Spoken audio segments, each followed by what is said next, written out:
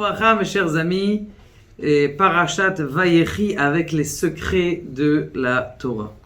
Il y a une question qui se pose. Quand est-ce que le Mashiach va venir? Et surtout, comment on va le faire venir? Comme vous le savez, il y a un Zohar extraordinaire dans la Parasha de Vayechi. Page 216.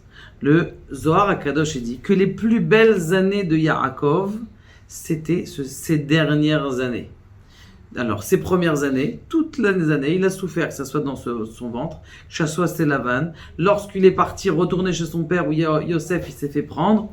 Donc, ça veut dire qu'il avait une vie catastrophique. Les 17 ans où il était en Chutz La'aretz, en dehors d'Eretz Israël, il était en Égypte, eh bien, ce sont ces années où il a kiffé. Il n'avait même pas de Yetzer Hara, le Zohar HaKadosh dit. Quelqu'un qui n'a pas de Yetzer Hara, il est refait. Maintenant, regardez. Il dit que de même que Yaakov, on sait que Yaakov et Israël, c'est ce qui va se passer dans le futur. Or, je ne sais pas si vous voyez, je ne sais pas dans quelle vie vous êtes, on ne sait pas, mais on voit que la situation du Klal Israël dans son entier, essayez juste d'imaginer il y a 60 ans, avec la Shoah, avec les gens qui habitaient comment on appelle ça, encore en Russie, et ils avaient du mal à recevoir des matzot. Il y a 500 ans avec l'acquisition, la Saint-Sylvestre avec comment on appelle ça, des juifs qui étaient brûlés sur les places publiques. Il n'y a plus de ça aujourd'hui. Et on n'imagine pas qu'il y a quelque chose comme ça qui peut se passer. Alors bien sûr, on ne peut pas se dire, ah oui, mais il y a quand même des attentats et on essaye toujours dans le monde de tuer des juifs. Mais on voit que la situation générale, je parle en général, je ne parle pas au point de vue, il y a des gens qui sont malades. Du point de vue général, on voit que la vie, elle a beaucoup changé, surtout pour le peuple juif, qui n'était pas ça. Ce qu'on a connu à l'époque, c'est juste, dites-vous, j'imaginez, il y a une époque comment on appelle ça, en Ukraine. Il y a une époque en Ukraine où les Juifs, ils les prenaient, c'est pas qu'ils les tuaient, ils les dépeçaient. Et ils laissaient mourir comme ça. En Ukraine, les Ukrainiens, nos chers Ukrainiens, eh bien, justement, ils étaient dépecés pour les laisser mourir. Ils les enterraient vifs. Ça n'existe pas quelque chose qui est comme ça aujourd'hui. Donc ça veut dire qu'on est dans les 17 ans de Yaakov, ces 17 dernières années de la fin des temps, ou de même que Yaakov il a vécu les meilleures années de sa vie, nous aussi le peuple d'Israël dans son ensemble, il vit les belles années de sa vie, c'est l'Imot HaMashiach, jusqu'à qu'on va passer à un deuxième niveau que Be'ezrat Hashem, on va parler pour arriver à ce top niveau là, où on n'aura ni problème de Parnassa, ni de problème de maladie, ni de problème de zivugim, il y a plein de gens qui ne sont pas mariés, toutes ces choses-là. C'est quoi ce problème-là? Comme vous le savez, il y a Yaakov qui est sur son lit de mort.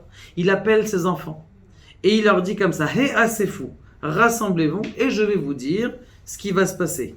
Vekabetsu, et rassemblez-vous. Première question qui pose la question, le Rav Shapira. Il dit, comment ça se fait qu'il dit 2 fois, rassemblez-vous, rassemblez-vous? Deuxième chose, qu'est-ce qu'il avait peur, Yaakov? Il a dit, je vais vous dévoiler. Quand est-ce que c'est le Mashiach qui arrive? Ça y est, je vous dévoile. Et puis, bing! En une seconde, il avait oublié. Qu'est-ce qui s'est passé? Il a commencé à avoir peur. Il a dit, Ribono shel haolam, il y a à voir de même que mon grand-père Avraham, il a eu un enfant qui s'appelle Ishmaël qui a mal tourné. Et de même que mon père, il a eu un enfant qui a mal tourné, Esav qui a mal tourné. Moi aussi, j'ai peut-être un enfant qui a mal tourné. C'est pour ça que je n'ai pas le mérite de dévoiler la fin des temps. De là, 2 choses extraordinaires que j'espère que vous faites tous les soirs. C'est Tikkun Chatzot. Nous avons 2 Tikkun Chatzot. Tikkun Rachel et Tikkun Léa. Tikkun Rachel et Tikkun Léa. Quelle est la différence entre le pleur de Rachel et le pleur de Léa? Eh bien, vous savez très bien que au début de la paracha, Yaakov il s'excuse. Comment est-ce qu'il s'excuse? Il dit, oh, je m'excuse, Yosef. Tu sais, Rachel, je ne l'ai pas enterré à Meharat Marpella. Je l'ai enterré dans le chemin. Mais pourquoi tu l'as enterré dans le chemin? Meharat Marpella et Kever Rachel est pas très loin. Hein. Aujourd'hui, en une demi-heure, on a fait vite le... Bon, à l'époque, ça allait durer peut-être une journée. Ok, mais pourquoi il l'a enterré là-bas? Il a fait exprès, Yaakov, de l'enterrer à ce qu'on appelle en dehors d'Eretz Israël, Parce que Rachel, elle a quelque chose de spécial. Rachel, elle est ce qu'on appelle une force de rassemblement, une force de hardout, une force de réunir. Maintenant, comment est-ce que Rachel elle a une force de réunion? Grâce au fait qu'elle n'est pas enterrée avec les autres, qu'elle cherche encore à venir, à pleurer pour ses enfants, pour dire je veux cet enfant là-bas, celui qui est à Tahiti, ils sont perdus, ils n'ont pas minyan Shabbat, et celui qui est à Haïti, je veux les voir, ces gens-là qui reviennent. J'ai encore un juif là-bas en Galoute, il est en plein milieu de l'Inde. Il est perdu, je ne sais pas où il s'est marié avec on ne sait qui. Celui-là aussi, je le veux. Rachel, elle est en train de prier parce qu'elle, elle est à l'extérieur aussi de cette hardoute là. Comme elle est à l'extérieur de cette hardoute, donc elle veut faire la hardoute. Maintenant, regardez. Yaakov, il dit à ses enfants, il y a un problème chez mes enfants, qu'est-ce qui se passe? Et j'ai pas réussi à vous dévoiler la fin des temps. Et qu'est-ce qu'ils disent ces enfants? Ils répondent, non, Hashem à Israël, Hashem Elokeinu, Hashem Echad. On est tous unis, on est tous des frères. Mais alors pourquoi ça s'est disparu? Pourquoi est-ce que la névoie de quand est-ce que la fin des temps elle est partie, elle a disparu? Eh bien là, il faut comprendre deux choses. Et je vais vous poser une question avant de vous comprendre. Est-ce que c'est plus facile? Est-ce que la hardout qu'il y a entre trois personnes, elle est plus forte après qu'il y a eu une histoire? Ou la hardout entre 12 personnes, elle est après qu'il y a eu une histoire? Alors vous imaginez que la hardout en général entre trois personnes, elle est plus forte. Mais si j'ai réussi à travailler pendant des années, à avoir une hardout, une unité, entre 12 personnes, la hardout et l'amour, elle doit être plus forte quand il y a 12 personnes, parce qu'on a travaillé plus, parce qu'on s'est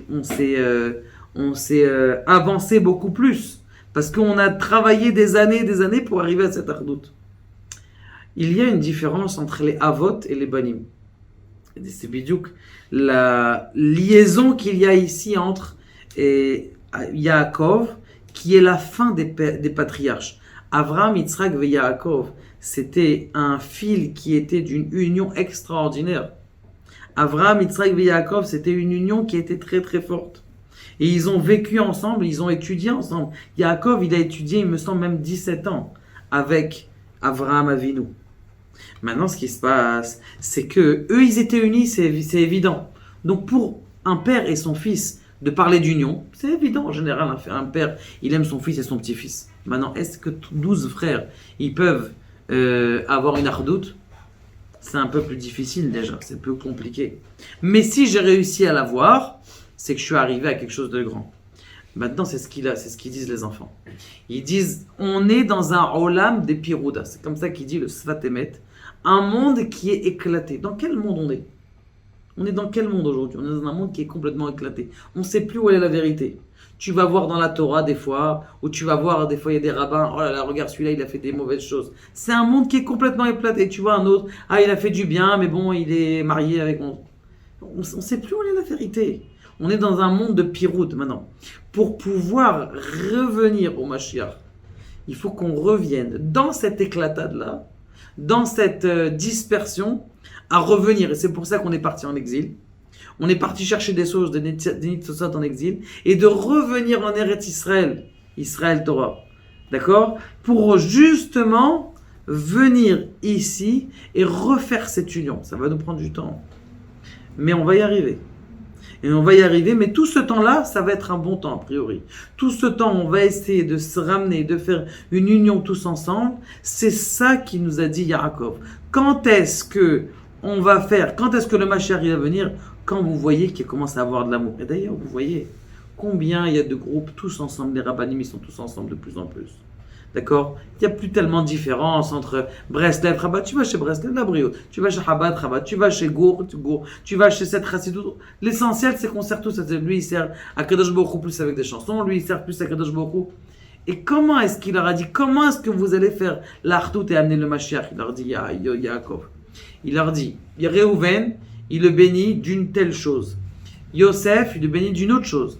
Et Réhouven et Shimon, il le bénit encore une autre chose. Chacun, ils sont bénis de comprendre que même dans la pluralité, même dans la différence, eh bien, si on est annulé devant Akadosh Baruch Hu, que tous on cherche, le Kevod Shamaim, l'honneur d'Akadosh Baruch Hu, c'est comme ça que le Mashiach va arriver. Plus on va annuler notre propre volonté et dire que ce que je suis en train de vivre, c'est pas mon business, c'est le business d'Akadosh Baruch Hu.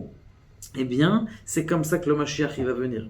Ça, c'est la différence entre Avraham, Yitzhak et Yaakov qui avaient une ardoute qui était normale. Et avec les enfants, qui a Olam des Pirouda, un monde de dispersion, que quand tu vas prendre des éléments qui sont complètement différents, mais tu vas dire que tout ça c'est une armée. Mais je comprends pas. Comment ça se fait celui-là, il a habillé, il a un streimel grand comme ça, l'autre il a un petit streimel, l'autre il a un chapeau comme ça stylé. Chacun il doit servir à Kadosh Baruch Hu dans son derrière. Chacun dans son derrière, mais de comprendre que le derrière de l'autre, il est bien. Et c'est ça ce qu'il leur a dit à Yaakov. Il leur a dit une chose extraordinaire. Il leur a dit, servez à Kadosh Baruch Hu, chacun en fonction de votre sha'ar. Mais sachez une chose, que le Mashiach, il va arriver uniquement grâce au fait qu'on a la hardout. Mais attention, pas on est tous à hardout, tous dans la rishout, comme il y avait à la tour de Babel. Ils étaient tous dans hardout, on va se battre contre Dieu. Dieu, il les a pas tués, il les a juste dispersés.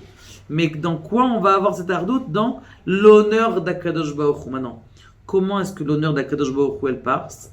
Par mon développement personnel. Quand je me suis développé, quand chez moi, je m'appelle Yosef, je me suis développé à travailler sur ma force de hipouk, c'est-à-dire de me réserver. Je me suis travaillé à faire attention à mes avérotes. L'autre s'est travaillé à une telle chose ou à une telle chose. Eh bien, ce qui se passe, c'est que la hardout, elle va venir.